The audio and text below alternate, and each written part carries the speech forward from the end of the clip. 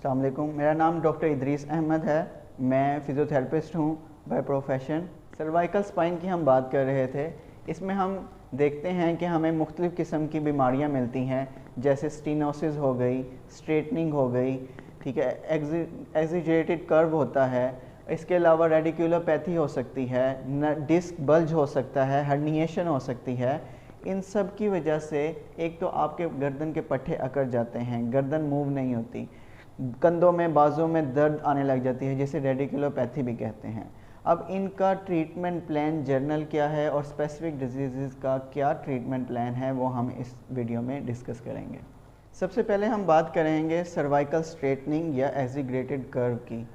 तो उसमें क्या होता है कि आपकी स्पाइन बिल्कुल ठीक है, लेकिन मसल्स की वीकनेस या बहुत ज़्यादा टाइटनेस की वजह से कर्व जो है स्पाइन का वो चेंज हो जाता है। अगर स्ट्रेट हो जाए वो तब होता है जब बैक के जो नेक के मसल्स हैं वो वीक हो जाते हैं और फ्रंट वाले मसल्स बहुत ज़्यादा टाइट हो जाते हैं, जिसकी वजह से वो आगे की तरफ गर्दन झुका लेती है। ये उन लोगों में ज़्यादा होता है जो मोबाइल बहुत ज़्यादा यूज़ करते हैं, बुक रीडर बहुत ज़्यादा होते हैं, या लैपटॉप वगैरह पे बहुत ज़्यादा काम होता है, गर्दन झुका के ज़्यादा देर काम करते रहते हैं, जिसकी वजह से उनको ये मसला हो जाता है। दूसरा है कि आपकी जो है कर्व इंक्रीज़ हो जाता है, मतलब आपका सर पीछे की तरफ गिरा हुआ होता है। उससे क्या होता है कि ये उन लोगों में होता है जो ज़्यादातर बिल्कुल बगैर पिल्लों के बहुत ज़्यादा सोते हैं, या फिर उनका ऐसा काम होता है जिसमें उन्होंने ऊपर की तरफ देख के कोई काम वगैरह करना होता है, जैसे ख़ास तौर पे हमारे मज़दूर तबका लोग हैं, उन लोगों में ये चीज़ ज़्यादा मिल जाती है। इसमें बैक वाले मसल जो हैं वो बहुत ज़्यादा टाइट हुए होते हैं। जो बैक स्पाइन होते हैं वो जैसे हम देखते हैं कमान होती है, उसको हम जितना रस्सी को खींचते जाएंगे कमान उतनी बढ़ती जाती है। इसी तरह जितने मसल्स टाइट होते हैं तो उसकी वजह से आपके जो स्पाइन है उसका कर्व इंक्रीज़ हो जाता है। अब कर्व इंक्रीज़ होने की वजह से जैसे ये पीछे से नर्व्स गुजर रही होती हैं, फोरामिनाज होते हैं, उनके ऊपर ज़्यादा कंप्रेशन आता है, दबाव आता है, और उससे गर्दन में दर्द और कंधे में दर्द और इसी तरीके से बाजू में दर्द भी आ सकती है। दूसरी कंडीशन जो पहले आपको बताई थी कि स्ट्रेट हो जाती है स्पाइन जब आगे वाले मसल्स ज़्यादा टाइट होते हैं, उसकी वजह से गर्दन में दर्द और उसी तरीके से सर में दर्द जाने लग जाता है। और ज़्यादा देर के लिए अगर मस्कुलर वीकनेस हो जाए तो मसल्स के अंदर पॉइंट्स बन जाते हैं जिनको हम ट्रिगर पॉइंट्स कहते हैं, वो भी आपके सर में, बाजू में, कंधे में पेन रेफ़र करने लग जाते हैं। अच्छा, अभी ये जो दो कंडीशन स्ट्रेटनिंग और कर्व ज़्यादा होने वाली बात की, इसकी सिंपल हमने मसल की बैलेंस करना होता है।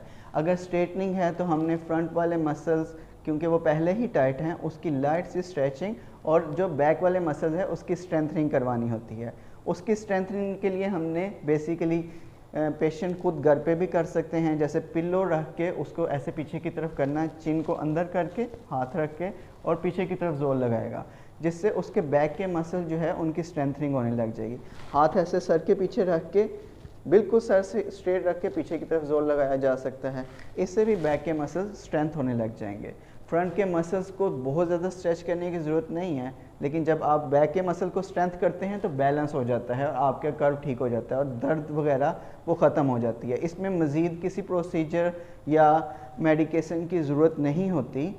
और इसी तरीके से अगर आपका कर्व इंक्रीज़ हो गया हुआ है तो उसमें हमने सिंपल जो है फ्रंट वाले मसल्स को स्ट्रॉन्ग करना होता है और बैक वाले मसल की स्ट्रेचिंग करनी होती है। स्ट्रेचिंग के लिए हम सिंपल क्या करते हैं, अपनी आइज़ को नीचे देखना होता है। आपने कोशिश करनी होती है आप सीधी गर्दन रख के नेक को नीचे करना है और साथ में आपने पाँवों की तरफ देखना है, ऐसे, ठीक है। इसको आप मज़ीद हाथों से नीचे की तरफ स्ट्रेच भी दे सकते हैं, ठीक है। और उसके बाद आगे की स्ट्रेंथनिंग के लिए करते हैं कि आपने सिंपल ऐसे हाथ रखना है, मुट्ठी बना के रख लें तो ज़्यादा इजी होता है। थोड़ी के नीचे हाथ रखना होता है और हाथ से नीचे की तरफ जोर लगाना है, थोड़ी को नीचे प्रेस करना है, हाथ से रोकना होता है। इससे आगे वाले मसल्स आपके स्ट्रेंथ हो जाते हैं और आहिस्ता आहिस्ता इसको स्ट्रेंथनिंग में तकरीबन 3 वीक्स लगते हैं। तो 3 वीक्स तक अगर आप एक्सरसाइजेज वगैरह करते रहते हैं और फिजियोथेरेपिस्ट से भी कंसल्ट कर लेते हैं तो आपकी ये दर्द वगैरह बिल्कुल ठीक हो जाती है। जो हमने अभी पहले 2 कंडीशन बात की हैं वो असल में हम देखते हैं उनको फंक्शनल चेंजेस कहते हैं, क्योंकि वो मसल्स की वजह से एज सच बोन में कोई चेंजेस नहीं आई। अब कुछ ऐसी कंडीशंस होती हैं वो इंजरी की वजह से भी हो सकता है, लॉन्ग टर्म पहले वाली जो कंडीशन बताई उनकी वजह से भी हो सकता है। उसमें क्या होता है कि आपकी स्पाइन का स्ट्रक्चर चेंज हो जाता है। जैसे कई दफ़ा इंजरी की वजह से कोई वर्टिब्रा आगे या पीछे मूव कर जाता है, उससे उसको हम लिस्थीसिस कहते हैं। एंट्रोलिस्थीसिस भी हो सकती है, पोस्टोलिस्थीसिस भी हो सकती है। तो इसके अलावा आपकी जो कुछ डिजीज़ होती हैं, जैसे स्पॉन्डिलोलाइटिस होता है, उसके अंदर आपके जो है स्पाइन इन्फ्लेम होने लग जाती है। इन्फ्लेम होने की वजह से वो आपस में जुड़ने लग जाती है, और उनके अंदर हमें मेडिकली, सर्जिकली और फिजियोथेरेपी को, तीनों चीज़ों को लेके चलना पड़ता है। अब पहले अगर हम लिस्थीसिस की बात करें, उसमें किसी भी वजह से हो सकते हैं, बोन वीक होने की वजह से, कोई जर्क लगने की वजह से, या हैवी वेट सर पे उठाने की वजह से ये वाले जो स्ट्रक्चर्स हैं आपके, ये ब्रेक हो जाते हैं जो सपोर्ट कर रहे हैं। इसकी वजह से वर्टिब्रा आगे भी जा सकता है, पीछे भी जा सकता है।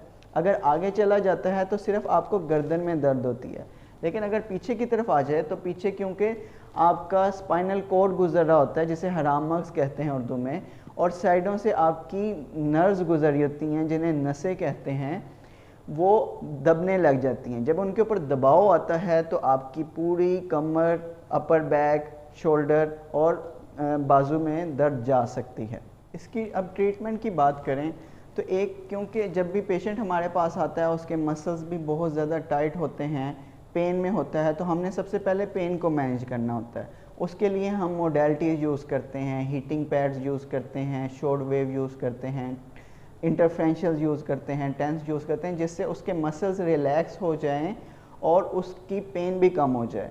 और उसके बाद हम मैनुअली, जो आप खुद नहीं कर सकते लेकिन फिजियोथेरेपिस्ट कर सकता है, कि उसकी एडजस्टमेंट करता है, जो आपके वर्टिब्रास आगे चले गए हैं या पीछे चले गए हैं।